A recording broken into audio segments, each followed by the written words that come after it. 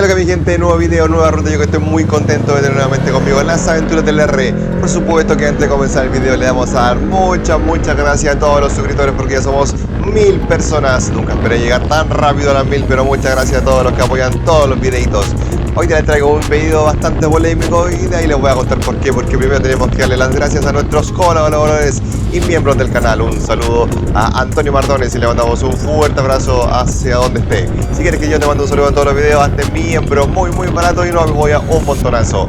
¿Por qué es un poco polémico este video? Les voy a decir rápidamente, porque este fue el primer intento de una ruta que yo tenía planeado, que quiero aumentar la velocidad y poder hacerla en menos tiempo. Esta ruta es de Concepción hasta San Pedro. Para los que no saben, son dos ciudades que están bastante lejos y vamos a intentar romper el récord.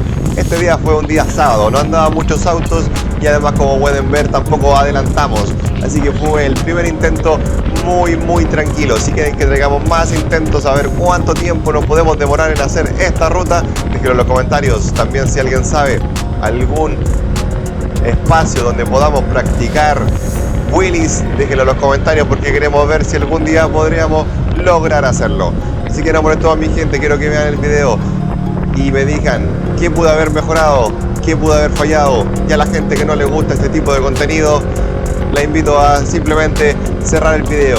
O si quiere apoyarnos, también puedes dejarlo reproduciendo hasta el final y conocer toda la ruta del Gran Concepción. Muchas gracias mi gente por todos los suscriptores. Ustedes saben que los quiero un montonazo. Toda la gente que quiera suscribirse, bienvenida hasta la familia del Erre. Nos vemos en una próxima aventura. Chao, los quiero un montonazo. Ustedes saben que los quiero un montonazo.